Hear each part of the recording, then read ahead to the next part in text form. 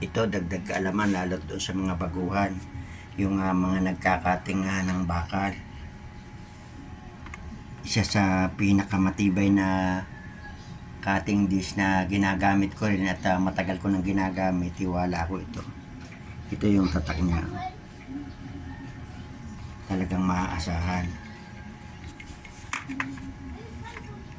wala talagang problema. Subok na subok ko na itong cutting disc na ito. At mas importante pa rin kapag nagkakating, laging may cover. Ayan, laging may cover yung grinder. At yung tilamsik ng apoy niya palaging nasa nagkakating. Yung tilamsik ng apoy para in case na magkaroon ng problema, lalo doon sa mga gumagamit ng mga nabibili sa mga online na cutting disc na pumipili ng mababang presyo, mag-iingat lang.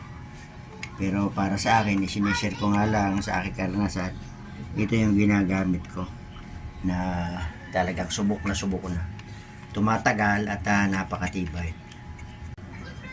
Ayan ang kanyang pangalan, pero subok na, maaasahan talaga, hindi delikadong ipagkate. Ayun, sine ko lang lalo dun sa mga baguhan pa lamang.